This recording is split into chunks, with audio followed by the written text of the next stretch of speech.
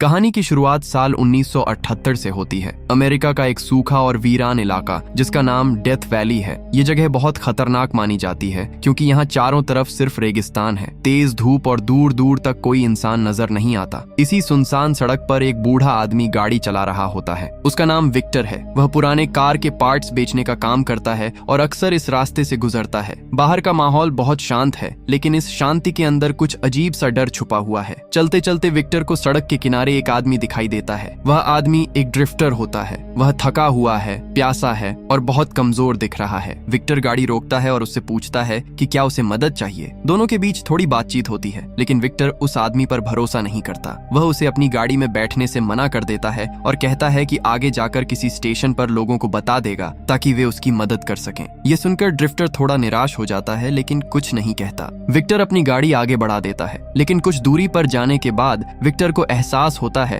कि उस आदमी के पास पानी भी नहीं है। इस भयानक गर्मी में वह वहां ज्यादा देर जिंदा नहीं रह पाएगा। ये सोचकर विक्टर गाड़ी वापस घुमा लेता है। अब ऐसा लगता है कि शायद विक्टर एक अच्छा आदमी है और वह उस आदमी की मदद करने जा रहा है। लेकिन जैसे ही वह वापस आता है, अचानक कहानी एक खतरनाक मोड़ लेती है। विक्टर के दिमाग में कुछ आवाजें गूंजने लगती हैं। ये आवाजें उसे कुछ बूढ़ा करने के लिए उकसाती हैं और वह अचानक अपनी गाड़ी तेज कर देता है। वह सीधे उस ड्रिफ्टर की तरफ गाड़ी दौड़ाता है और उसे कुचल देता है। यह पल बहुत दर्दनाक होता है। ड्रिफ्टर सड़क पर तड़पता रहता है, लेकिन विक्टर रुकता नहीं। वह फिर से गाड़ी पीछे लेता है और उसे दोबारा कुचल देता है। अब साफ हो जाता है कि विक्टर एक खतरनाक और पागल इंसान है। वह गाड़ी से बाहर निकलता है और अपने बैग से कुछ औजार निकालता है। उसके दिमाग में वही आवाजें चल रही होती हैं जो उसे और भी क्रूर बनने के लिए कह रही हैं। वह घायल आदमी के पास जाता है और उसके साथ बेहद खौफनाक काम करता है। वह उसके शरीर के हिस्से को काट कर अपने साथ ले जाता है। ये सब करने के बाद वह वहां से निकल जाता है जैसे कुछ हुआ ही नहीं। कुछ देर बाद एक पुलिस ऑफिसर उस रास्ते से गुजरता है। उसका नाम चार्ल्स है।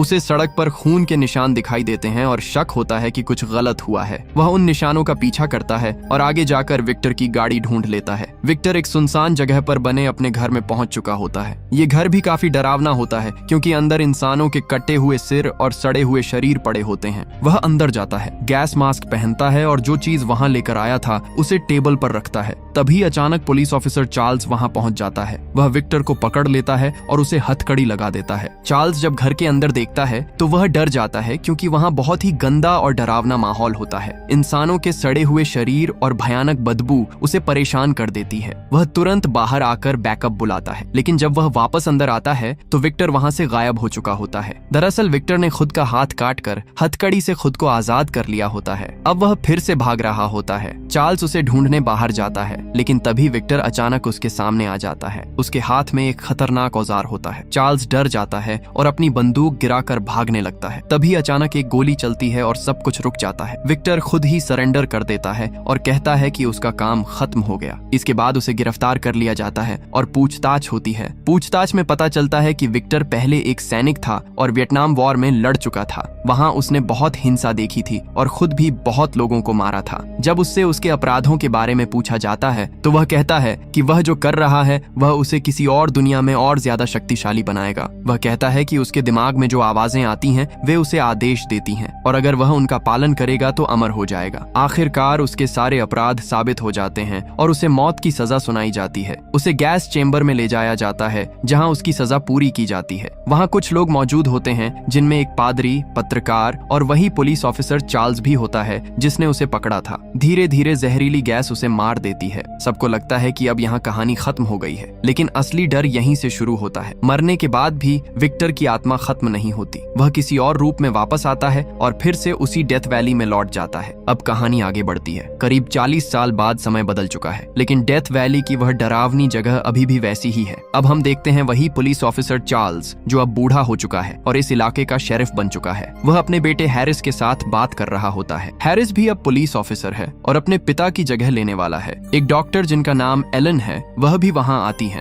इसी समय हमें एक लड़की दिखाई देती है जिसका नाम माया है। वह एक छोटे से रेस्टोरेंट में काम करती है। उसका काम साधारण है, लेकिन उसका व्यवहार थोड़ा गुस्से वाला है क्योंकि उसे अपने काम से खास खास खुशी नहीं मिलती। थोड़ी देर बाद माया को बाथरूम साफ करने के लिए भेजा जाता है। जब वह टॉयलेट फ्लश करती है तो उसे कुछ अजीब दिखाई देता है। पानी का रंग लाल होता है, जैसे उसमें खून मिला हो। इसके साथ ही उसे एक कपड़ा भी दिखाई देता है जो पाइप के अंदर फंसा होता है। वह यह बात अपने बॉस को बताती है, लेकिन वह इसे गंभीरता से नहीं लेता। वह कहता है कि यह पब्लिक टॉयलेट है, यहाँ अजीब चीजें मिलना सामान्य बात है। उधर बाहर शेरिफ चार्ल्स अपने बेटे से बात करता है। हैरिस कहता है कि इस इलाके में कुछ खास नहीं होता और उसे काम की कमी महसूस होती है। इसी बीच एक कार रेस्टोरेंट के पास आकर रुकती है। उसमें 2 आदमी होते हैं और उनके साथ एक घायल आदमी भी होता है। वे जल्दी में होते हैं और कहते हैं कि उन्हें पेट्रोल भरवाना है और तुरंत निकलना है। थोड़ी देर बाद शेरिफ और हैरिस वहां से निकलने लगते हैं, लेकिन तभी टीवी पर खबर चलती है कि पास के इलाके में एक बैंक लूटा गया है और अपराधी एक काले रंग की कार में भागे हैं। ये सुनकर उन्हें शक होता है। उसी समय माया का एक पुराना दोस्त शॉन वहां आता है। वह उससे मदद मांगता है। वह कहता है कि उसका एक दोस्त घायल है और उसे मेडिकल मदद चाहिए, लेकिन वह खुद पुलिस से बचना चाहता है। वह माया से कहता है कि वह उसके जाने के बाद एम्बुलेंस को फोन कर दे। बाहर शेरिफ और हैरिस को खून के निशान दिखाई देते हैं। वे तुरंत अलर्ट हो जाते हैं। जब उन्हें यकीन हो जाता है कि वही लोग लुटेरे हैं तो हैरिस बंदूक निकालकर उसे रोकने की कोशिश करता है, लेकिन अचानक हालात बिगड़ जाते हैं और गोलीबारी शुरू हो जाती है। शेरिफ चार्ल्स एक लुटेरे का ध्यान अपनी ओर खींचता है, जबकि हैरिस दूसरे को पकड़ने की कोशिश करता है। इसी बीच शॉन माया को पकड़कर उसे बंधक बना लेता है। वह चाहता है कि पुलिस पीछे हट जाए। हैरिस अपने पिता के कहने पर बंदूक नीचे रख देता है। लुटेरे कहते हैं कि वे सिर्फ अपने घायल साथी की मदद चाहते हैं और उसके बाद वे चले जाएंगे। तभी डॉक्टर एलन वहां आती हैं और कहती हैं कि वह मदद कर सकती हैं। लेकिन तभी एक अजीब घटना होती है। लुटेरे का फोन गिरता है और उसमें से एक चिंगारी निकलती है जो पेट्रोल में आग लगा देती है। अचानक आग फैल जाती है और स्थिति बहुत खतरनाक हो जाती है। एक लुटेरा पैसे लेकर भाग जाता है, जबकि बाकी लोग बचने की कोशिश करते हैं। हैरिस उस घायल आदमी को बचाने की कोशिश करता है, लेकिन तभी एक बड़ा धमाका होता है। ये धमाका इतना जोरदार होता है कि सब कुछ हिल जाता है। तभी एक अजीब सी बात होती है। जमीन हिलने लगती है जैसे भूकंप आया हो। इसके बाद अचानक सब कुछ शांत हो जाता है, लेकिन अब चीजें बदल चुकी होती हैं। जो लोग वहां थे वे धीरे धीरे गायब होने लगते हैं। माया जब अंदर जाती है तो उसे पता चलता है कि उसका बॉस और बाकी लोग वहां नहीं हैं। सब कुछ खाली हो चुका होता है, जैसे कोई वहां था ही नहीं। उधर शेरिफ और हैरिस भी देखते हैं कि बैकअप नहीं आया। रेडियो पर आवाज तो आती है, लेकिन जब वे बाहर देखते हैं तो वहां कोई नहीं होता। यह सब बहुत अजीब और डरावना होता है। वे उस जली हुई कार को चेक करते हैं, लेकिन उसमें जो घायल आदमी था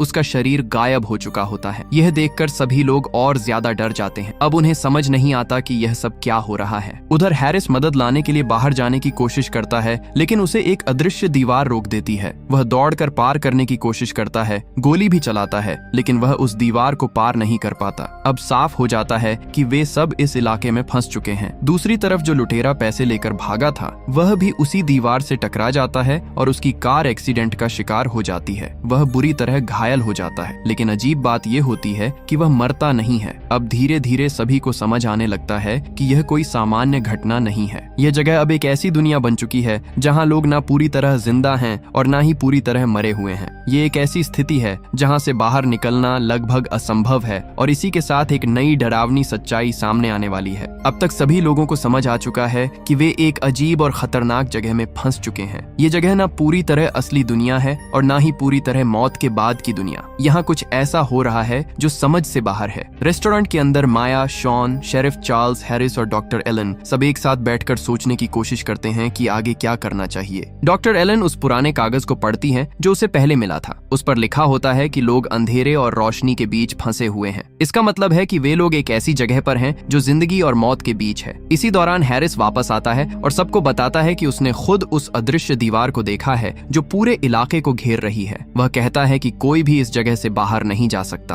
अब डर और बढ़ जाता है। तभी वे सभी बाहर एक अजीब दृश्य देखते हैं। जो लुटेरा पहले कार एक्सीडेंट में घायल हुआ था वह अभी भी जिंदा होता है। उसका चेहरा बुरी तरह टूट चुका होता है, शरीर खराब हो चुका होता है, लेकिन फिर भी वह चल रहा होता है। यह देखकर सबको समझ आता है कि यहाँ मौत का नियम अलग है। यहाँ कोई आसानी से मर नहीं रहा। उधर माया और शॉन रेस्टोरेंट के नीचे वाले हिस्से में जाते हैं जहाँ पाइपलाइन और सीवर सिस्टम होता है। वे कार की चाबी ढूंढने की कोशिश कर रहे होते हैं। अचानक माया को अंदर से कुछ आवाज सुनाई देती है। वह डर जाती है है और पीछे हटती है। कुछ सेकंड के लिए शॉन गायब हो जाता है। माया घबरा जाती है, लेकिन थोड़ी देर बाद शॉन वापस बाहर आता है। वह कहता है कि उसे कुछ नहीं मिला, लेकिन अब माहौल और भी ज्यादा डरावना हो चुका होता है। उधर बाहर शेरिफ और हैरिस देखते हैं अचानक एक बूढ़ा आदमी जो हॉस्पिटल के कपड़ों में होता है वहां से बाहर भागता है। वह बहुत डरा हुआ लगता है और कुछ समझ नहीं आता। यह सब देखकर सबको लगने लगता है कि यहाँ कुछ बहुत बड़ा और खतरनाक है। हैरिस एक कमरे में आता है और वहाँ उसे एक अजीब और डरावना दृश्य दिखाई देता है। एक आदमी आधा जला हुआ होता है,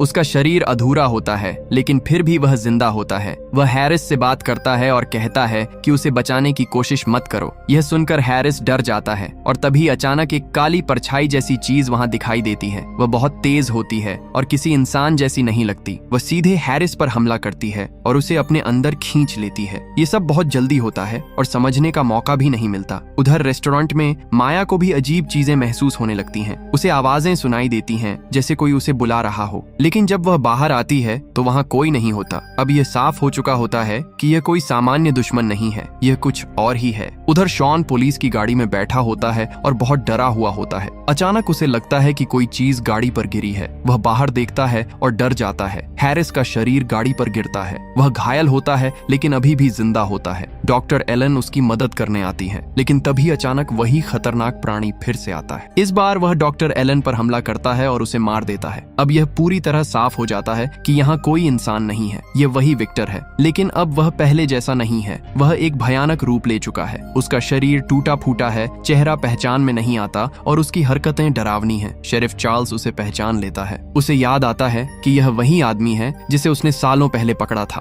अब विक्टर एक राक्षस बन चुका है। अब सबको समझ आता है कि यह सब उसी की वजह से हो रहा है। वह इस जगह का मालिक बन चुका है और सभी को मारने आया है। लेकिन यहाँ एक ट्विस्ट है, वह उन्हें सीधे नहीं मार रहा। वह उन्हें डराकर, तड़पाकर और धीरे धीरे खत्म कर रहा है। अब शेरिफ चार्ल्स को एक पुरानी बात याद आती है। वह अपने पुराने केस की फाइल निकालता है और उसमें विक्टर की रिकॉर्डिंग सुनता है। रिकॉर्डिंग में विक्टर कहता है कि वह जो कर रहा है वह किसी और ताकत के कहने पर कर रहा है। वह कहता है कि वह आत्माओं को इकट्ठा कर रहा है। अब यह बात समझ में आती है कि विक्टर सिर्फ एक इंसान नहीं था, वह किसी अंधेरी ताकत का हिस्सा बन चुका था। अब हैरिस एक प्लान बनाता है। वह कहता है कि अगर वे इस प्राणी को खत्म करना चाहते हैं तो उन्हें एक बड़ा धमाका करना होगा। उसे याद आता है कि पेट्रोल पंप के पास बहुत सारा ईंधन है। वह प्लान बनाता है कि वे विक्टर को वहां लाएंगे, फिर उसे विस्फोट में खत्म कर देंगे। शेरिफ चार्ल्स इस प्लान में मदद करता है। वह अपने बेटे से माफी मांगता है और कहता है कि उसने एक अच्छा पिता बनने की कोशिश नहीं की। ये एक इमोशनल पल होता है, लेकिन इसके बाद वह अकेले कहीं चला जाता है। असल में वह खुद विक्टर का सामना करने जा रहा होता है। उधर बाकी लोग प्लान की तैयारी करते हैं, लेकिन तभी एक और बड़ा खतरा सामने आता है। अब कहानी अपने सबसे खतरनाक और महत्वपूर्ण हिस्से में पहुंच चुकी है। शेरिफ चार्ल्स अकेले ही उस पुराने घर की तरफ चला जाता है जहां पहले विक्टर रहता था।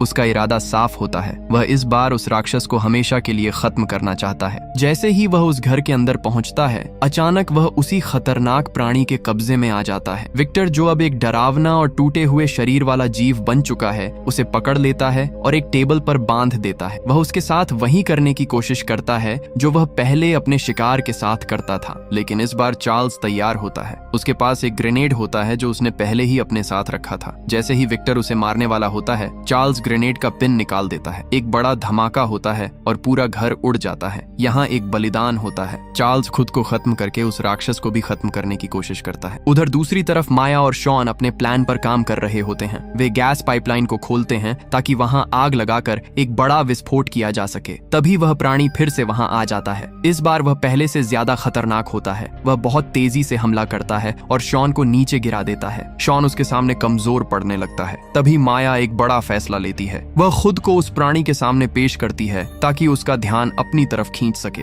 वह एक टेजर का इस्तेमाल करती है और उस प्राणी को कुछ समय के लिए रोक देती है। ये मौका शॉन के लिए काफी होता है। वह गैस में आग लगा देता है। एक बहुत बड़ा धमाका होता है। आसपास की पूरी जगह आग में जलने लगती है। सब कुछ खत्म हुआ दिखाई देता है और उसी समय एक अजीब सी हलचल होती है। जमीन फिर से हिलती है और अचानक सब कुछ शांत हो जाता है। अब सुबह हो चुकी होती है। सब कुछ सामान्य दिखता है। पुलिस और मेडिकल टीम वहाँ पहुँच चुकी होती है। वे सभी लोगों के शरीर को देख रहे होते हैं। माया जिंदा होती है, लेकिन बाकी कई लोग मर चुके होते हैं। शॉन का शरीर भी वहाँ पड़ा होता है। माया को कुछ भी ठीक से याद नहीं होता। जब उससे पूछा जाता है कि क्या हुआ था, तो वह सिर्फ इतना कहती है कि वहाँ गोलीबारी हुई। हुई, फिर धमाका हुआ और वह बेहोश हो गई। उसे उस दूसरी दुनिया के बारे में कुछ भी याद नहीं होता। उधर हैरिस अपने पिता के लिए दुखी होता है। उसे लगता है कि उसके पिता की मौत अपराधियों से लड़ते हुए हुई है। लेकिन अब कहानी का सबसे बड़ा ट्विस्ट सामने आता है। हमें असली सच्चाई दिखाई जाती है। जो कुछ भी हमने अब तक देखा था वह सब असल में कुछ सेकंड के अंदर हुआ था। जब गैस स्टेशन पर धमाका हुआ था